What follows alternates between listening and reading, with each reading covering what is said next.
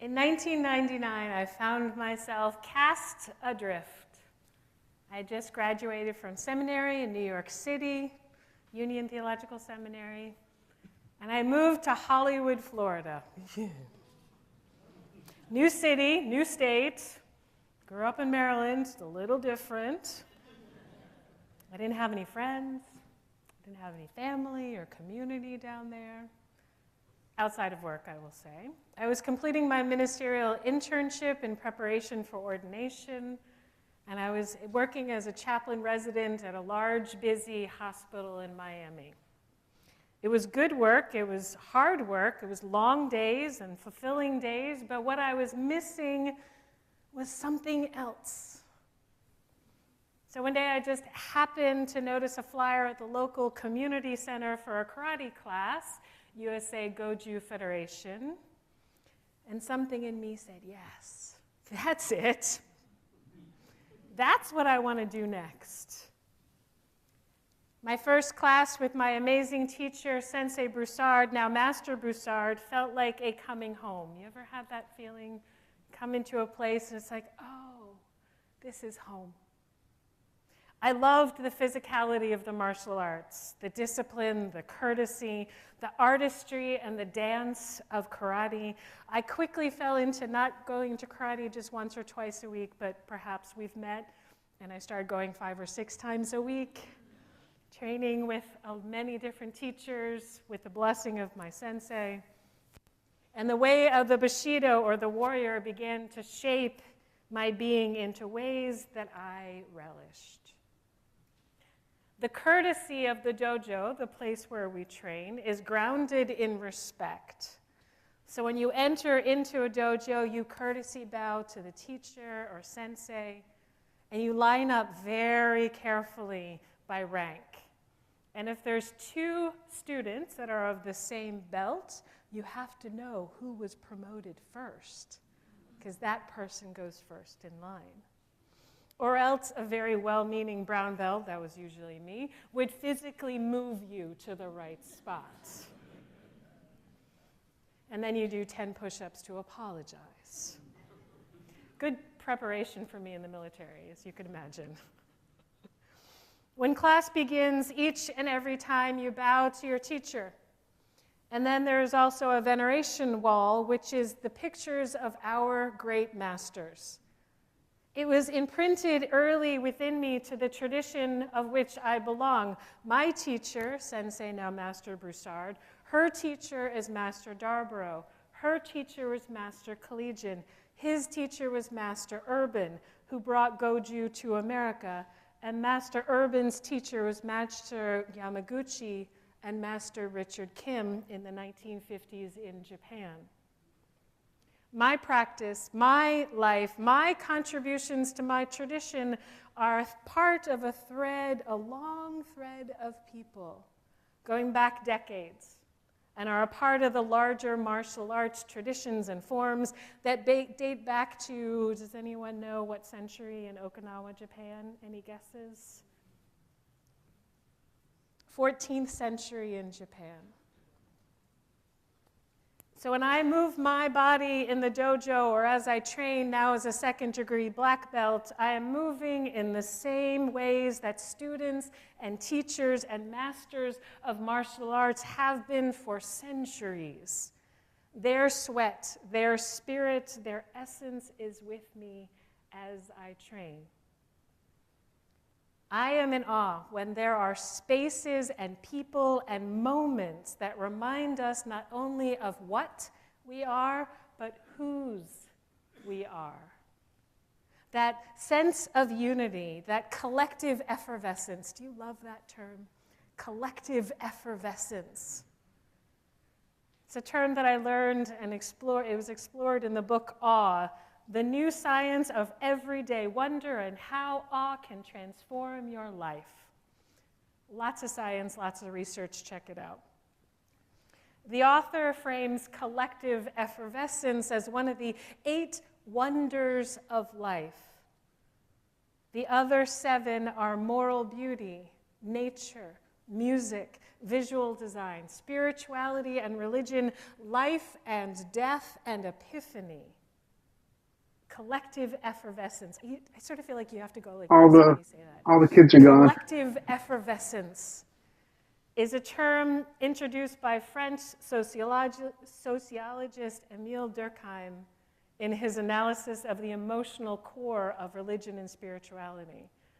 His phrase speaks to the qualities of such experience. We feel like we are buzzing and crackling with some life force that merges into people, that merges us into a collective self, a tribe, an oceanic we.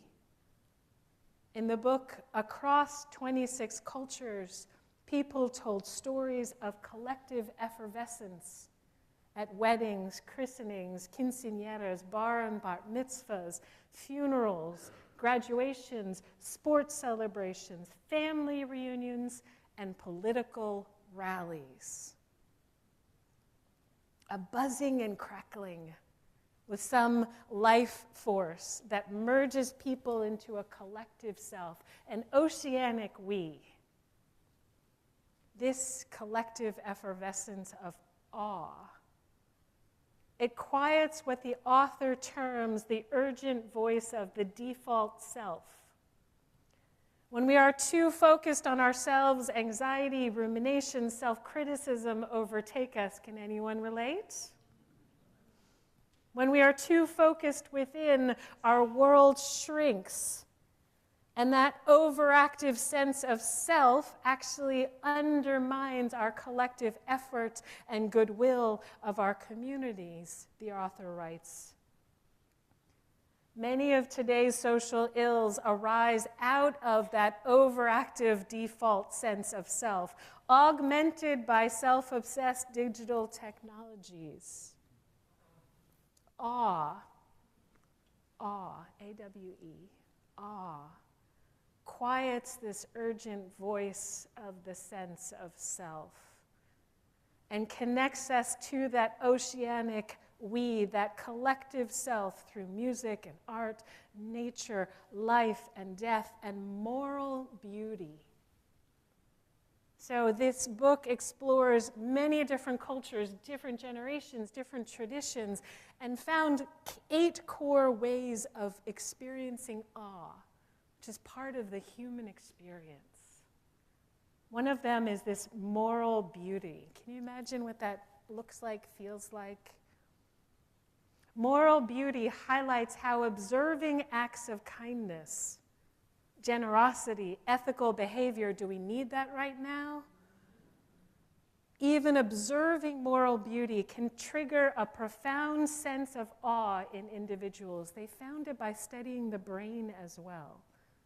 And in turn, moral beauty awakens the better angels of our nature in others.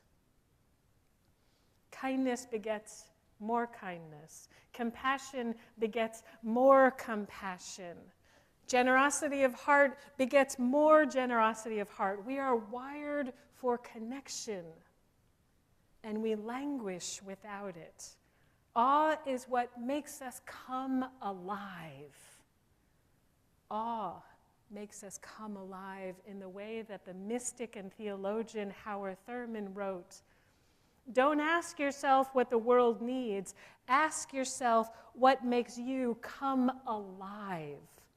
And go do that. Because the world needs people who come alive." Perhaps we need a little bit more of that in this time. In this fractured time, in this fraught time, in this time of anxiety and division, ways that we can build bridges, ways that we can appreciate and grow together. I'm going to use my pulpit to do a little promotion. On January 6th, we are reclaiming the day. We are reclaiming the day through By Our Fire, by building coalition, by gathering together here with other partners, with other communities to reclaim the day back from that travesty that happened in DC a few years ago. We need that. That didn't make it into the announcements, but I'm using the pulpit. Thank you for your grace. That's the sort of energy that makes us come alive, knowing what is possible when we all gather together to be there for each other, to build coalitions of mutual aid, to be of service and protection to our trans kin, our immigrant kin, those vulnerable populations that in the next coming of months may have a very different reality. So we lean into awe, to remember the angels of our better nature, to remember our transcendent self, to refortify ourselves to go out into the world that needs us so, so deeply right now. So perhaps you'll indulge me. Let us come alive, as Howard Thurman wrote it so beautifully. Let us come alive here together in this moment and delight in some awe. Let us be present to this moment of connection and inspiration and reflection and recommitment. Be present to the gifts of what being together in this oceanic we. First, perhaps we go within.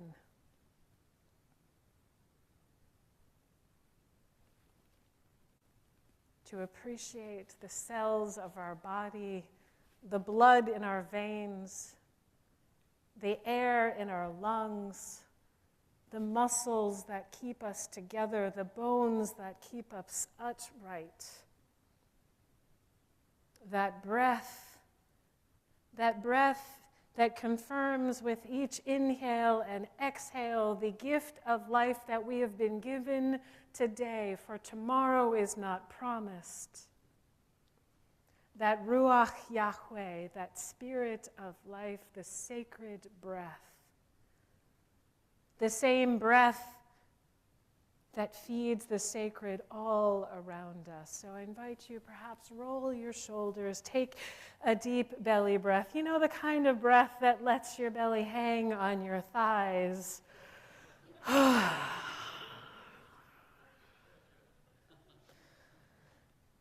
The kind of breath that drops your stomach and lets you drop into being. Next, perhaps you can feel the energy and the presence of those around you. And for our beloveds present online, I invite you to send your energy, your intention, your warmth, even your smile into the wires of the interwebs to connect with those present online and here in this space. Do you feel it? Do you feel it? As we acknowledge with awe what is possible in this moment, when this collection of people are gathered right here, right now, in the radical act of declaring who we are and whose we are. Perhaps next, we expand outwards to the earth below, to our ancestors around, to the green grass and the trees, the flora, the fauna, the sky above, the oceans abroad, the transcendent mystery that is nature all around us, the breath in our bodies that nourishes all of creation and vice versa.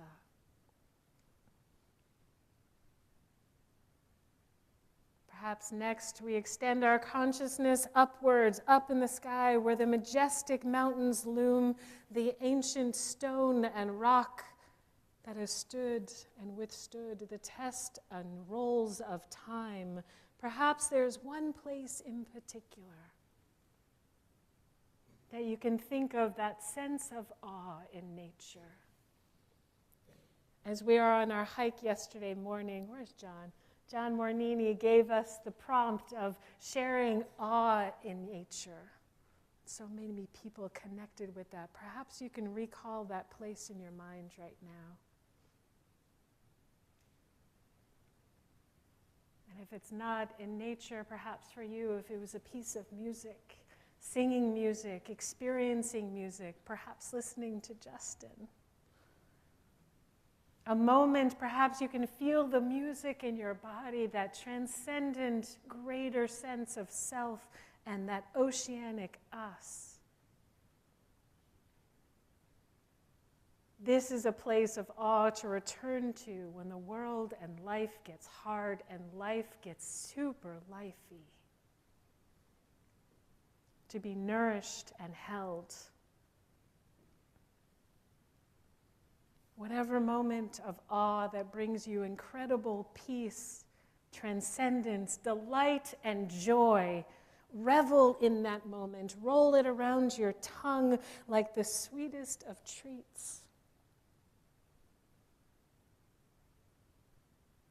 In gratitude, we hold on to it, and as we do in the dojo, we bow in courtesy and respect and awe for this tradition of which we are a part. I bow to you, the multitudes that are within you, the multitudes that are within us, the oceanic we, the expanse of your heart, our hearts, and what is possible when we come alive to our higher selves, the angels of our better nature. In order to go out and be the good in the world for our neighbors and our communities that they all so sorely need. I will close with this beautiful invitation from Rabbi Abraham Joshua Heschel. Our goal should be to live life in radical amazement. Get up in the morning and look out at the world in a way that takes nothing for granted. Everything is phenomenal. Can we just say that? Everything is phenomenal. Everything is incredible. Never treat life casually. To be spiritual is to be amazed. So, beloveds, may you be present and amazed this day, and in turn, may your presence and this amazement foment the kind of moral beauty that makes a difference and an impact in our work, relationship, and lives. Amen, Ashe, and blessed be.